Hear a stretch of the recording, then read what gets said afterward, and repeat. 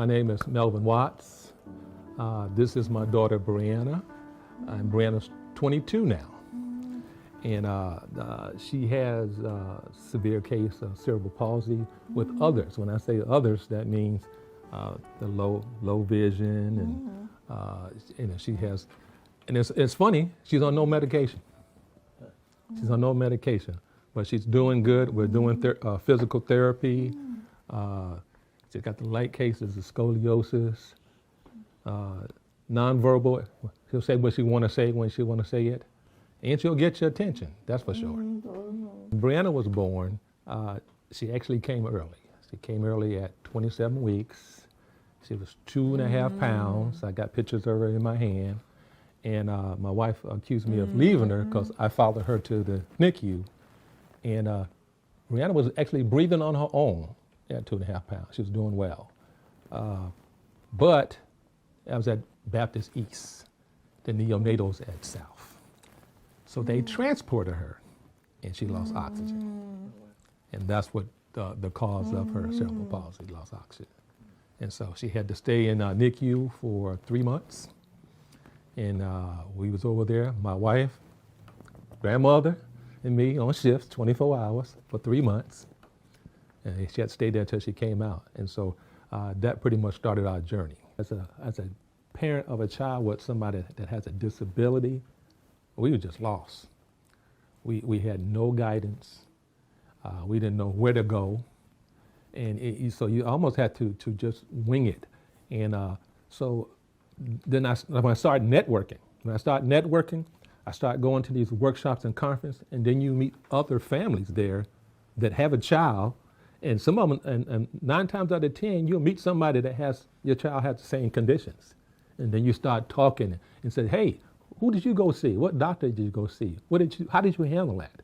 In Brianna's case, I wish I could have went a different direction, but I had no choice. I wasn't thinking about guardianship at all because she's my child. What happened was I was up at UAB and we're talking to a doctor, and he said, oh, Brianna's 19. I said, oh, yeah, she is. He said, well, in the state of Alabama at 19, legally they can speak for themselves. I said, okay, well, go ahead and talk to her. I'm trying to be funny because, he knows. And I said, yes, sir, I know that. And I said, I'm trying to work on something. That's when I was looking around for lawyers and everything. And I just, trying to get there. But I said, I told him, I said, I'm working on it. But yes, legally, in the age for them to speak for themselves in Alabama is 19. And if you don't have guardianship, sometimes whoever you're dealing with, doctor, somebody can say, hey, the HIPAA Act, and believe me, that came in several times for me. We don't have to divulge information when she's technically an adult. And so I done had several incidents where I know I had to get it done. I had another incident that just recently happened to me. So we decided to go ahead and get Botox shots. The Botox shots is to loosen up her muscles, the spasms for CP. So we put it in, the insurance approved it, and it's a specialty drug. So the pharmacy called here and they want to talk to Brianna because Brianna is of age. So Brianna's 22 now, so they want to talk to her. They don't want to talk to me.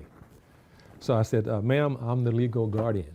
Brianna can't speak and this so. She said, nope, I need to speak to Brianna because of the HIPAA Act. I said, ma'am, she can't speak for herself. So I gave her the phone. She said, I can't understand it. I said, that's what I'm saying. She said, well, sir, I'm sorry, the HIPAA Act doesn't allow me to speak to you unless I have faith. I said, ma'am, I have full guardianship. I got everything done. She said, well, then you have to go ahead and send it to us first. So I had to go to fax it to them. I had to wait 2 days before they get it. Once they got it coming back, Mr. Watts, we can talk to you now. And so I have to carry around my portfolio with me all the time with a copy of the guardianship when I go somewhere just in case. But, it is what it is. But luckily we got that done, and so I can move on. But for other families, I just don't know. The biggest thing that we've learned, and through all the training and everything that we went through, that depending on the child, if they're going through voc rehab and they're actually looking at going to get a job, or they may be going to college. So if they have the ability to do either or, then you're looking at supportive decision making. Because it's all about the individual's ability to make a decision. So if they can make any kind of decisions, you don't want to do a guardianship.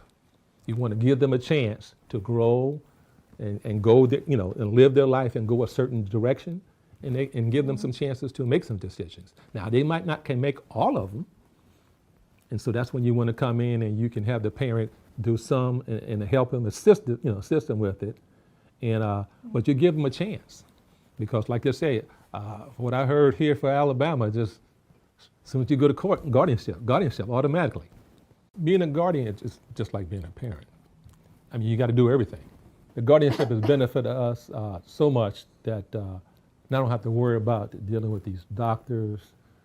Every time I go to one, whether they're going to want to say, I want to talk to her versus me.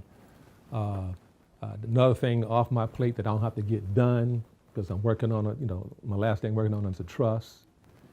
And it's going to always come up when you don't know who you're going to see, as far as a doctor that will say, hey, she's of age, and that's that HIPAA. That HIPAA thing is real big. And the last thing with the medicine, I had no idea that would come into play. But it's going to happen every time, because she's got to get that Botox every 3 months.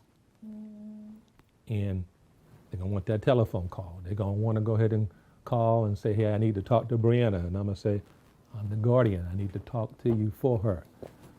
Well, sir, yes, it's on file. It's on file now, but it wasn't on file before. So so a lot of parents, if they hadn't gone through it yet, it's going to happen.